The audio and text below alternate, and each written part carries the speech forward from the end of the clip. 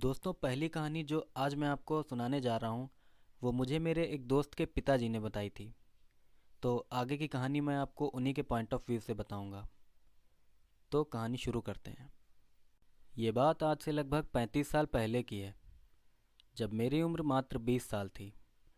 उस समय मेरी एक चाची थी जो कि विधवा थी, और उन चाची का एक ही बेटा था जिसकी उस समय नई नई शादी हुई थी।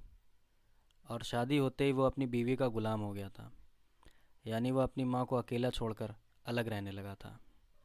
एक दिन मेरी उन चाची की तबीयत अचानक से ख़राब हुई और उनकी मौत हो गई। फिर मैं अपनी उन चाची की मौत की खबर उनके लड़के को, यानी अपने चचेरे भाई को देने गया। उस समय रात के 10 बज रहे थे। जब मैं अपने चचेरे भाई के घर जा रहा था, तब रास्ते में मुझे ऐसा लग रहा था जैसे कोई मेरे साथ चल रहा है। लेकिन मैंने इस बात पर ज़्यादा ध्यान नहीं दिया और मैं अपने रास्ते चलता रहा। फिर कुछ ही देर में मैं अपने चचेरे भाई के घर पहुंच गया। वहां पहुंचकर मैंने उसके घर का दरवाज़ा खटखटाया। थोड़ी देर दरवाज़ा खटखटाने के बाद उसकी बीवी, यानी मेरी भाभी, बाहर आई। तो मैंने उनसे कहा कि आपकी सास की मौत हो चुकी है। उन्होंने कहा कि हम क्या करें, हमारा उनसे कोई संबंध नहीं है, चाहे वो जिएं या मरें। अपनी भाभी की इस बात पर मुझे बहुत गुस्सा आया और मैंने गुस्साते हुए कहा कि ठीक है, आपका उनसे कोई संबंध नहीं है, पर उनके बेटे का तो संबंध है। उन्हें बुलाइए, मैं उन्हें ये खबर दूंगा कि उनकी माँ की मौत हो चुकी है। तभी मेरा चचेरा भाई भी वहाँ आ गया और उसने कहा कि मेरी बीवी बिल्कुल सही कह रही है, हमारा उनसे कोई संबंध नहीं है, चाहे वो जिए या मरें, और हमारा तुमसे भी कोई संबंध नहीं है, इसलिए तुम यहाँ से जा सकते हो। मेरे चचेरे भाई ने इतना कहा ही था कि तभी वहाँ मेरे घर पर मेरी चाची की लाश एक झटके से उठ खड़ी हुई और उसने गुस्से में चिल्लाते हुए वहाँ तार से लटक रहे एक बल्ब को तार से नोच लिया। और फिर मेरी चाची की लाश दोबारा ज़मीन पर गिर पड़ी। ये नज़ारा देखकर वहाँ बैठे कुछ लोग बेहोश हो गए और कुछ लोग वहाँ से भाग खड़े हुए। फिर जब मैं वापस अपने घर पहुँचा तो सभी लोगों ने मुझे इस घटना के बारे में बताया। इस घटना के बारे में जानकर मैं बिल्कुल दहल गया। फिर मैंने भी सभी लोगों को बता दिया कि चाची के लड़के और उसकी बीवी ने यहाँ आने से मना कर दिया है और कहा है कि हमारा उनसे कोई संबंध नहीं है, चाहे वो जिए या मरे। फिर अगले दिन सुबह जब हम सब चाची का अंतिम संस्कार करने जा रहे थे, तो हम सभी लोगों ने गौर किया कि चाची की लाश मुस्कुरा रही थी, जैसे चाची किसी बात से खुश हों। फिर हमने चाची का अंतिम संस्कार कर दिया। चाची के अंतिम संस्कार के 3 महीने बाद ही चाची के बेटे और बहू की संदिग्ध हालात में मौत हो गई। सभी लोग यही कह रहे थे कि चाची अपने बेटे और अपनी बहू को अपने साथ ले गईं। दूसरी घटना जो मैं आपको बताने जा रहा हूँ वो आज से 15 साल पहले मेरे घर के पास ही घटी थी। दरअसल मेरे घर से 100 मीटर की दूरी पर ही एक परिवार रहता है, जहाँ आज से 15 साल पहले किसी शख्स की मौत हो गई थी। उस शख्स की मौत रात में हुई और उसका दाह संस्कार सुबह होना था। मरे हुए शख्स के रिश्ते नातेदार उसकी डेड बॉडी के पास में ही बैठे थे। उसके रिश्तेदारों के साथ मेरे एक दोस्त का चाचा भी वहीं बैठा हुआ था। कुल मिलाकर 14-15 लोग उस डेड बॉडी के पास बैठे थे। उनमें से कुछ लोग रो रहे थे और कुछ लोग आपस में बातें कर रहे थे कि अभी तो एकदम अच्छा भला था और पता नहीं एकदम से क्या हो गया। लोग ये सब बातें कर ही रहे थे कि तभी अचानक से वो डेड बॉडी उठकर बैठ गई। ये देखकर वहाँ पर भगदड़ मच गई।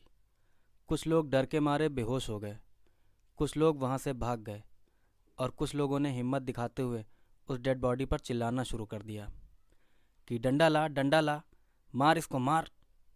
पर कुछ ही सेकंड में वो डेड बॉडी वापस लेट गई। फिर अगले दिन उस डेड बॉडी का अंतिम संस्कार कर दिया गया। दरअसल ये घटना मुझे मेरे एक दोस्त ने बताई थी जिसका चाचा वहीं पर बैठा था। जब वो डेड बॉडी उठकर बैठी तो मेरे दोस्त का चाचा वहाँ से भागकर वापस अपने घर चला गया था। तीसरी कहानी। दोस्तों, ये कहानी मैं आपको एक काल्पनिक नाम लेकर सुनाऊंगा। तो शुरू करते हैं। मेरा नाम अवनीश शुक्ला है और जो घटना मैं आज आपको बताने जा रहा हूँ वो मेरे साथ आज से लगभग 10 साल पहले घटी थी। दरअसल आज से 10 साल पहले मैं इलाहाबाद गया हुआ था अपनी इंजीनियरिंग की पढ़ाई करने। इलाहाबाद में मैं एक किराए के कमरे में रहता था और मेरे साथ ही मेरे कॉलेज के 3 और लड़के भी उसी कमरे में रहते थे। एक बार की बात है, हमारे मकान मालिक ने हमसे आकर कहा कि मेरी बेटी की शादी होने वाली है और मुझे इस कमरे की ज़रूरत पड़ेगी, इसलिए आप लोग कहीं और कमरा देख लो। उसके बाद मैं और मेरे साथी दूसरा किराए का कमरा ढूंढने लगे। थोड़ा बहुत ढूंढने पर ही हमें एक और किराए का कमरा मिल गया। वो कमरा काफ़ी अच्छा था और उस कमरे में एक खिड़की भी थी जिससे हमें घर का आंगन भी दिखाई देता था, और उस कमरे का किराया भी काफ़ी कम था।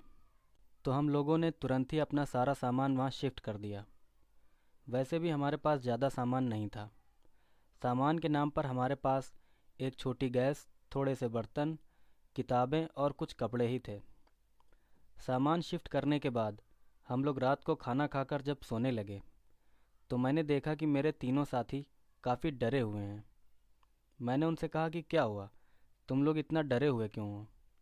तो मेरे साथियों ने कहा कि पता नहीं क्यों इस नए कमरे में हमें एक अजीब सा डर लग रहा है। अपने साथियों की इस बात पर मैंने उनसे कहा कि अरे यार, नई जगह है, थोड़ा बहुत तो अजीब लगेगा ही, चुपचाप सो जाओ, ज़्यादा सोचो मत, कुछ ही दिनों में सब ठीक हो जाएगा। इतना बोलने के बाद मैं सो गया। फिर रात के 3 बजे अचानक से मेरी आंख खुली तो मैंने देखा कि मेरे तीनों साथी कमरे की खिड़की की तरफ देखकर बहुत डर रहे हैं। मैंने उनसे पूछा कि क्या हुआ, तुम लोग डर क्यों रहे हो? तो उन्होंने कहा कि खिड़की के बाहर से एक डरावना बूढ़ा आदमी हमें देख रहा है। ये सुनकर मैंने भी अपनी नज़र खिड़की की तरफ घुमाई, लेकिन मुझे वहाँ कोई भी दिखाई नहीं दिया। फिर मैंने अपने साथियों से कहा कि खिड़की के पास तो कोई नहीं है, पर मेरे साथियों ने कहा कि नहीं, अभी भी वो डरावना आदमी हमें ही घूर रहा है। मैंने फिर से अपनी नज़र खिड़की की तरफ घुमाई। दोबारा से मुझे खिड़की के पास कोई नहीं दिखा।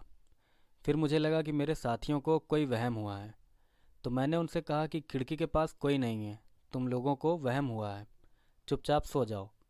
इतना बोलने के बाद मैं फिर से सो गया। जब मैं सुबह उठा तो मैंने अपने साथियों से पूछा कि रात में क्या हुआ था। तो उन्होंने बताया कि रात को खिड़की के बाहर से एक डरावना बूढ़ा आदमी हमें घूर रहा था। तो मैंने उनसे कहा कि अगर कोई बूढ़ा आदमी हमें घूर रहा था तो वो मुझे क्यों नहीं दिखा, क्योंकि मैं भी तो उस समय उठा था। तो मेरे साथियों ने कहा कि पता नहीं वो तुम्हें क्यों नहीं दिखाई दिया। इतनी बात करने के बाद हम सब कॉलेज चले गए। कॉलेज से आने के बाद हम लोगों ने दिन भर पढ़ाई की और फिर रात को 9 बजे खाना खाकर सो गए। तभी रात के 3 बजे मुझे मेरे साथियों ने नींद से जगाया और कहा कि देखो, खिड़की के बाहर से वो डरावना बूढ़ा आदमी हमें फिर से घूर रहा है।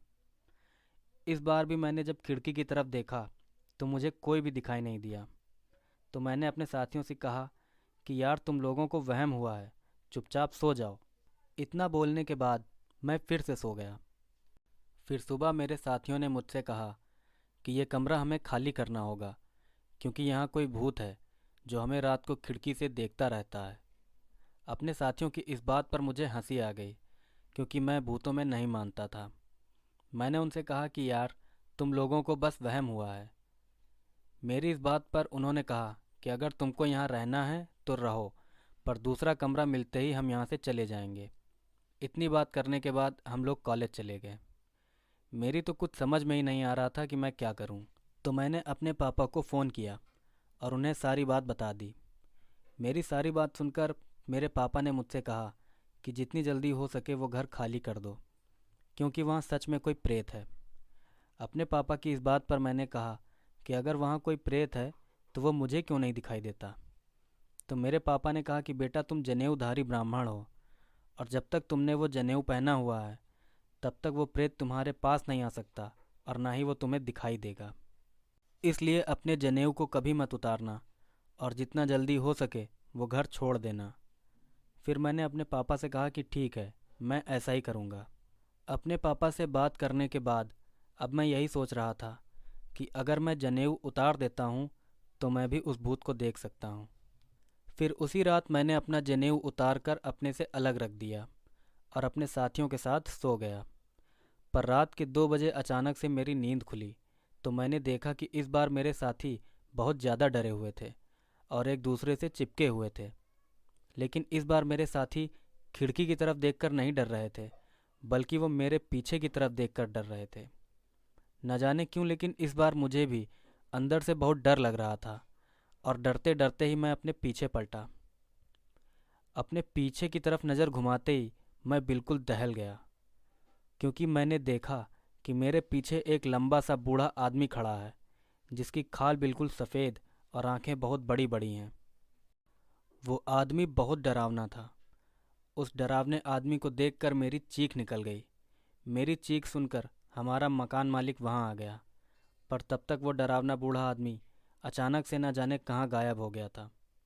फिर हमने सारी बातें मकान मालिक को बताई और उससे कहा कि इस घर में एक भूत है जो हमें कई दिनों से डरा रहा है।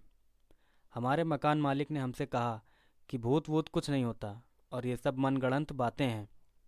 इतना कहकर उसने बात टाल दी और वहाँ से चला गया। अब हम सब कुछ समझ चुके थे कि हमारा मकान मालिक सब कुछ जानता है, और वो सब कुछ जानकर भी अनजान बन रहा है। अब मेरी भी समझ में आ चुका था कि उस कमरे का किराया इतना कम क्यों था। खैर, फिर उसी दिन हम लोगों ने कॉलेज की छुट्टी करके दूसरा किराए का कमरा ढूंढ लिया, और उसी दिन हमने अपना कमरा भी बदल दिया। तो दोस्तों, ये थी आज की 3 बिल्कुल सच्ची डरावनी कहानियाँ। वीडियो आपको कैसा लगा कमेंट करके ज़रूर बताइएगा, क्योंकि आपके कमेंट ही मुझे सबसे ज़्यादा मोटिवेट करते हैं वीडियो बनाने के लिए। अगर वीडियो आपको पसंद आया हो तो इसे लाइक कर दीजिएगा, और मेरा चैनल ज़रूर सब्सक्राइब करिएगा, क्योंकि आगे और भी ऐसे ही बेहतरीन डरावने वीडियो आने वाले हैं। तो आपसे मिलते हैं अगले वीडियो में। तब तक के लिए गुड बाय। दोस्तों, पहली कहानी जो आज मैं आपको सुनाने जा रहा हूँ वो मुझे मेरे एक दोस्त के पिताजी ने बताई थी। तो आगे की कहानी मैं आपको उन्हीं के पॉइंट ऑफ व्यू से बताऊंगा। तो कहानी शुरू करते हैं। ये बात आज से लगभग 35 साल पहले की है, जब मेरी उम्र मात्र 20 साल थी।